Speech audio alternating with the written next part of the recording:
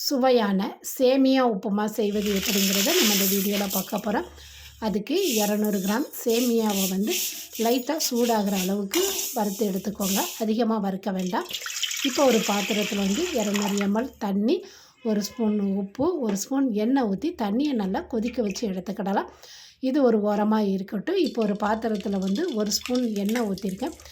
2 முட்டையை இது கூட உடச்சி ஊற்றிக்கிடலாம். இப்போது முட்டைக்கு தேவையான அளவு உப்பும் வத்தப்பொடியும் போட்டு முட்டையை நல்லா பரட்டி விட்டு எடுத்துக்கிடலாம். இப்போ வெந்நீர் நல்லா கொதிச்சிட்டு நம்ம வறுத்து வச்சுருக்கிற சேமியாவை இது கூட சேர்த்துக்கிடலாம்.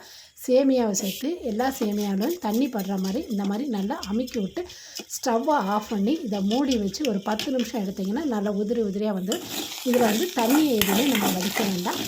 இப்போ முட்டை ரெடி ஆகிடுச்சு. இப்போ ஒரு பாத்திரத்தில் எண்ணெய் ஊற்றி கடுகு போட்டு பொரிஞ்சதுக்கு அப்புறமா நம்ம பொடிசாக கட் பண்ணி வச்சுருக்கிற வெங்காயத்தை போட்டு இது கூட நல்லா வதக்கி விட்டுக்கோங்க. வெங்காயம் நல்லா வதங்கினதுக்கு அப்புறமா நம்ம பொடிசாக கட் பண்ணியிருக்கிற ஒரு தக்காளி, குடமிளகாய், இஞ்சி பூண்டு விழுதை நான் தட்டி வச்சுருக்கேன் 1 2 அதையும் இது கூட போட்டுக்கிடலாம். 2 பச்சை மிளகா போட்டு நல்லா வதக்கி விட்டு 1 ஸ்பூன் உப்பும் இதுக்கு தகுந்த மாதிரி போட்டு எடுத்துக்கோங்க. இதில் நான் குடமிளகா போட்டுக்கேன். நீங்கள் உங்களுக்கு வீட்டில் என்ன காய்கறி இருக்கோ அதை போட்டு செய்யுங்க.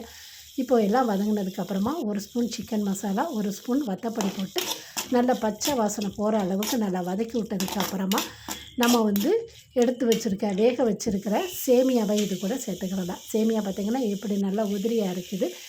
இப்போ இது கூடவே முட்டையும் கொத்தமல்லி இலையும் போட்டு நல்லா சேமியாவை ஒரு 5 நிமிஷம் நல்லா வதக்கி விட்டு எடுத்துக்கிடலாம். இப்போ ஒரு 5 நிமிஷம் இந்த மாதிரி கிண்டி விட்டதுக்கு அப்புறமா நம்ம எடுத்து சாப்பிட்டோம் அப்படின்னா டேஸ்ட்டு நல்லா பிரமாதமாக இருக்கும். இந்த சேமியா நான் இப்படி செய்கிறதுனால உதிரி உதிரியாக இருக்கும். சாப்பிட்றதுக்கும் நல்லா அருமையாக இருக்கும். கண்டிப்பாக நீங்களும் இந்த மாதிரி செய்து பாருங்கள். இதை செஞ்சு பார்த்து எப்படி இருந்துச்சு அப்படின்னு சொல்லிவிட்டு நீங்கள் கமெண்டில் சொல்லுங்கள். இந்த வீடியோ பிடிச்சிருந்துச்சி அப்படின்னு சொன்னால் லைக் பண்ணுங்கள், ஷேர் பண்ணுங்கள்.